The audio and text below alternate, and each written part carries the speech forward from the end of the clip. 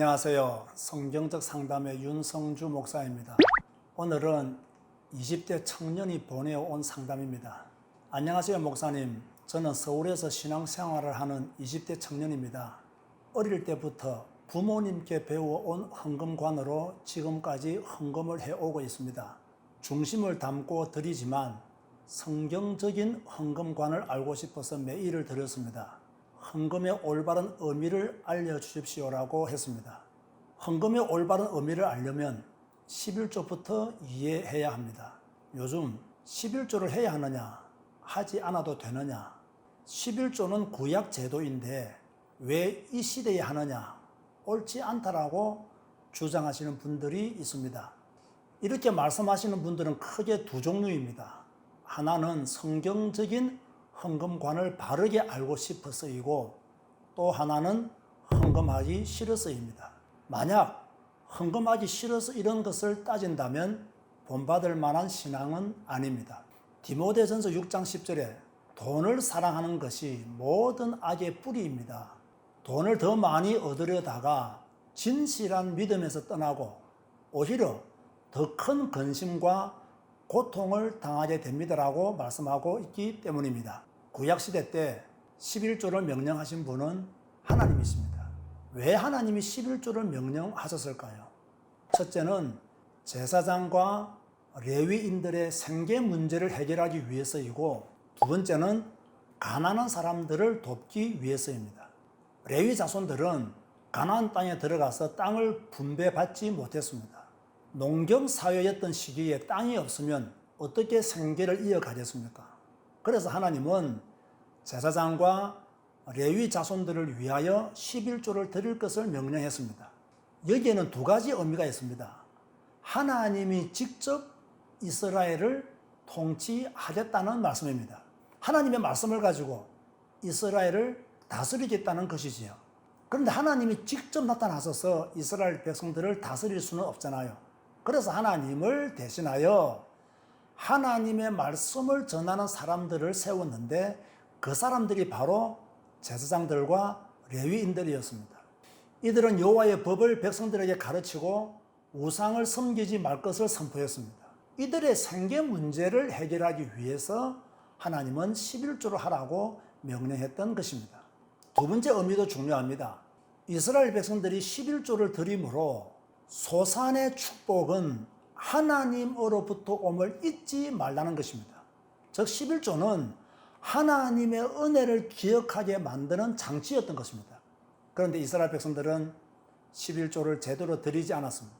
이들은 하나님의 말씀 정치를 거부하였고 땅의 소산도 자기들의 노력이라 생각했습니다. 이들이 어떻게 되었습니까? 하나님을 떠나 우상을 섬겼습니다. 자기 소견에 오른 대로 행하다가 포로되어 갔습니다. 지금은 성막도 없고 제사장과 레위 지파도 없습니다. 그 일을 목회자가 대신하고 있지만 엄격하게 말하면 구약 시대와는 차이가 있습니다. 그래서 11조를 하지 않아도 된다라고 말합니다. 신약 시대에 와서는 11조에 대한 말씀이 거의 없습니다. 유일하게 예수님이 서기관들과 바리새인들에게 하신 말씀이 전부입니다. 화 있을진저 외식하는 서기관들과 바리새인들이여, 너희가 박하와 회향과 근처의 11조는 드리되 율법에 더 중한 바 정의와 긍휼과 믿음은 버렸도다. 그러나 이것도 행하고 저것도 버리지 말아야 할지니라고 마태복음 23장 23절에서 말씀하고 있습니다. 사실 박하와 회향과 근처는 11조가 필요 없는 그런 종목들이었습니다. 11조는 곡식, 포도주, 기름, 소와 양의 첨난 것들만 적용되었습니다. 그런데 이들은 하지 않아도 될 것들은 드리면서 진짜로 지켜야 할 정의와 긍휼과 믿음은 버렸다고 예수님이 책망했습니다. 그래서 예수님은 이것도 행하고 저것도 버리지 말아야 할지니라고 말씀하셨습니다. 11조를 반대하시는 분들은 11조는 예수님이 오심으로 끝난 제도이므로 드릴 필요가 없다고 합니다. 지금부터 저의 설명을 잘 들어주시기 바랍니다. 구약의 제도를 이 시대에 적용할 때는 참고해야 할 것이 있습니다. 너무 구약적인 관점에서 제도를 강조해도 안 되고 반대로 이 시대의 눈으로만 구약 제도를 보아서도 안 됩니다. 우리가 구약의 제도를 다 지키며 살 수는 없습니다. 그렇다고 해서 구약을 폐기해야 합니까? 아닙니다. 구약의 모든 것을 적용할 수는 없지만 구약이 말하는 신앙의 중심을 이어받아서 오늘의 나에게 적용하며 살아야 합니다. 다시 말합니다. 구약이 말하는 신앙의 중심을 이어받아서 어떻게 살아야 될 것인가에 대한 고민들을 하셔야 합니다. 이런 믿음만 있다면 11조는 구약 제도이므로 드릴 필요가 없다는 말은 하지 않을 것입니다. 성도는 하나님의 통치를 받아야 합니다. 하나님의 통치는 말씀을 통해서 받습니다. 주의 종들이 없고 교회가 없으면 또 사사시대가 옵니다. 또 우상을 섬깁니다. 저는 아들들에게 11조를 가르쳤습니다.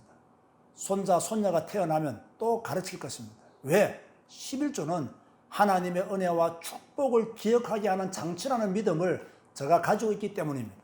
모든 것이 하나님의 은혜라는 것을 안다면 11조는 충분히 드릴 수 있습니다. 저는 이렇게 말하고 싶습니다. 지금은 제사장도 없고 레위 지파도 없는 시대이다. 그렇다고 11조를 할 필요가 없다고 주장하는 것은 옳지 않다. 왜냐하면 하나님은 교회를 통하여 신정 정치를 원하고 계시며 성도들은 목회자의 사례와 주일학교 신앙교육, 교회 운영과 관리, 특별히 전도와 선교, 구제를 위하여 11조를 드리는 것이 옳다. 교회가 경제적으로 어려우면 문을 닫게 되고 교회가 문을 닫으면 어떻게 주님이 오시는 그날까지 올바른 복음을 전하겠는가? 더 중요한 것이 있습니다. 성도가 11조를 드리는 것은 나의 모든 것은 하나님의 것입니다라는 신앙 고백입니다. 10의 1조만 하나님의 것이 아니라 10의 9조도 하나님의 것이라는 믿음을 성도는 가져야 합니다. 이 믿음만 있다면 11조를 드려야 하느냐, 드리지 않아도 되느냐, 이런 불필요한 논쟁은 하지 않을 것입니다.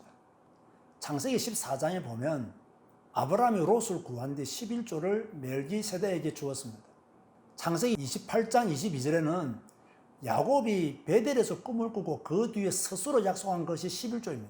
하나님은 아브라함과 야곱에게 11조를 요구하지 않았습니다. 이들은 자발적으로 11조를 드렸으며 드리겠다고 했습니다. 왜? 모든 것이 하나님의 축복임을 알았습니다. 모든 것이 하나님의 은혜임을 알았습니다. 물질보다 하나님의 존재가 훨씬 더 컸습니다. 자신의 모든 것은 하나님의 것임을 믿었기에 자발적으로 드렸습니다. 우리 모두가 이런 믿음을 가지면 됩니다. 오늘 상담을 요청하신 내담자에게 말씀드립니다. 올바른 헌금의 의미를 알고 싶다고 하셨죠. 헌금은 믿음으로, 자발적으로,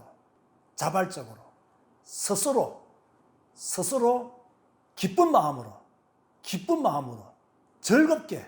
즐겁게 드리는 것입니다. 아브라함과 야곱처럼요. 재미있는 이야기를 하나 하고 마치겠습니다. 경찰 시험을 치르는데 면접관이 물었습니다. 분노한 무리들이 몰려오게 되면 어떻게 해산시키겠습니까? 라고 물었더니 한 사람이 이런 대답을 했습니다. 네, 헌금 바구니를 돌리겠습니다. 그러면 그들은 다 도망갑니다. 웃지 못할 이야기입니다. 오늘날 교인들은 헌금하기를 싫어합니다. 이미 돈이 우산이 되었기 때문입니다. 헌금의 타락은 곧 신앙의 타락입니다. 11조를 안 하려고 애쓰지 말고 나의 모든 것은 주님의 것입니다. 나의 나된 것은 하나님의 은혜입니다라는 신앙 고백으로 하나님을 인정하며 감사하십시오. 이것이 하나님을 믿는 성도들의 참 믿음입니다. 오늘 상담은 여기에서 마치겠습니다. 구독과 좋아요를 눌러주시면 더 좋은 상담으로 찾아뵙겠습니다. 감사합니다.